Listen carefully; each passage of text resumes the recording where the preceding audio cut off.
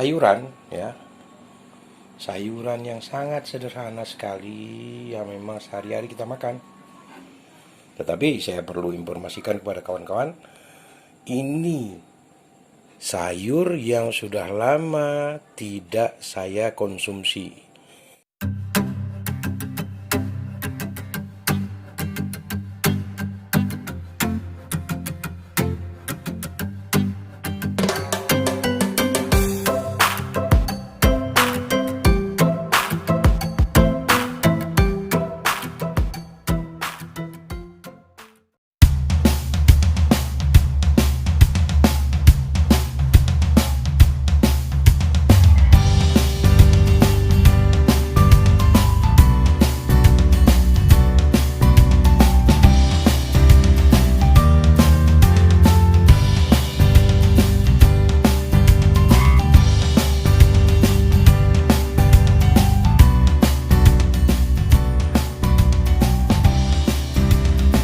Assalamualaikum warahmatullahi wabarakatuh.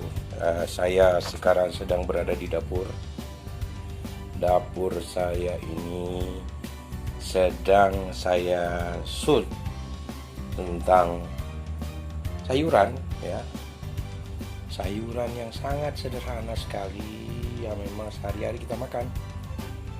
Tetapi saya perlu informasikan kepada kawan-kawan, ini sayur yang sudah lama tidak saya konsumsi selama saya jauh dari daerah kelahiran saya, Takengon, Aceh Tengah. Kebetulan adinda saya mengirimkan sayuran ini kepada abangnya, dan saya akan coba terangkan. Di sini ada terung Belanda. Nanti saya akan ceritakan bagaimana kelanjutan dari terung Belanda dan nasib terung Belanda ini. Mudah-mudahan bisa menjadi hal yang berguna bagi kawan-kawan. Ini kemudian ada kalau kita lihat dari teksturnya, ini namanya pucuk labu Jepang atau labu siam. Nah, ini dia nih, pucuk labu siam yang memang ini kalau dijadikan makanan sayuran yang sesuai dengan terung Belanda sangat-sangat nikmat rasanya. Kemudian di sini ada biji-bijian ini. Nah, ini kalau di Gayo disebut empan. Empan ini akan bernasib apa nantinya, akan saya urai dengan kawan-kawan bahwa empan ini berfungsi apa dan rasanya bagaimana gitu ya.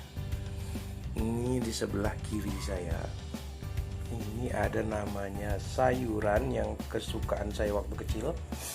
Dia pahit sekali. Dia bernama rukut. Ini rukut yang memang sampai sekarang ini saya sukai. Namun karena jarang terdapat di daerah tempat tinggal saya, maka harus mintalah ke tempat kelahiran saya di Takengon sana. Nah, sekarang coba kita urai. Ini terung Belanda ya. Ini saya akan jadikan sambal nanti. Namanya sambal terung Belanda. Ini sangat mewah kalau sudah jadi, dan dia dicampur dengan empan. Ini rasa empan ini serasa menggigit lidah kalau sudah kita konsumsi ya. Ini biasanya yang sukai burung. Jadi kawan-kawan perlu ketahui, empan ini memiliki rasa menggigit dalam lidah kita, seperti cekot-cekot gitu ya. Nah, kalau dicampur dengan ini nih, ada terung Belanda, bawang merah, kemudian sedikit cabai keriting ataupun cabai merah ataupun cabai rawit, ditambah dengan empan, saya kira akan terasa nikmat sekali rasanya. Nah, apalagi ketika dia dimakan dengan nasi yang panas, Biasanya kalau di kampung itu namanya ada beras kebayakan gitu ya.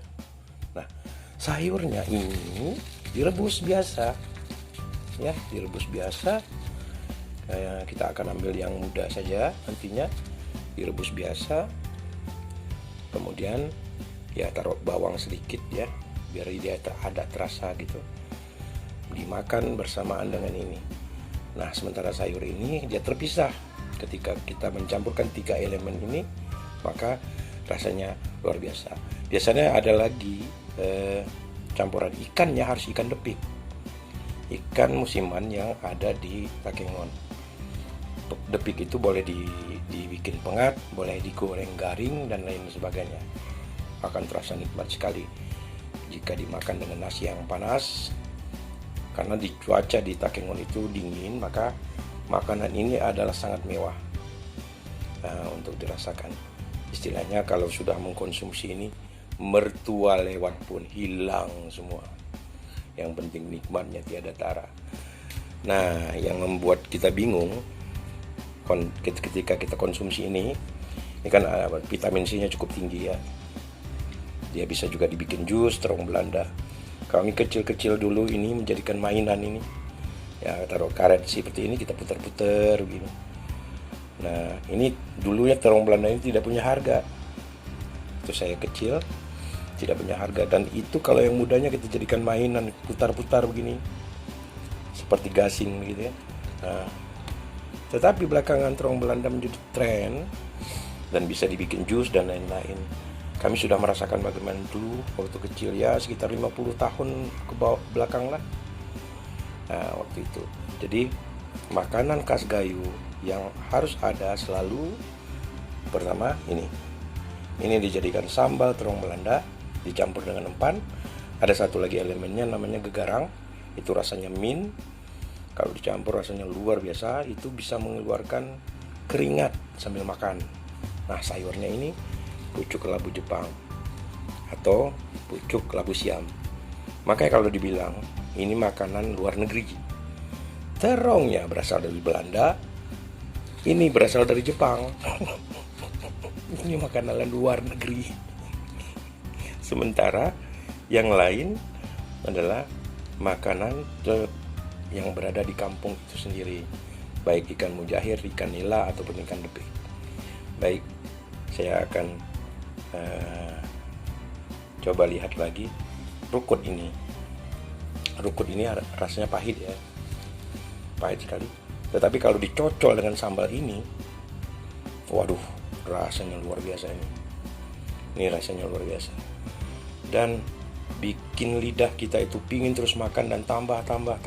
Makanya kalau dilihat dari perkembangan apapun, orang Gayo itu selalu badannya gemuk-gemuk karena makannya banyak.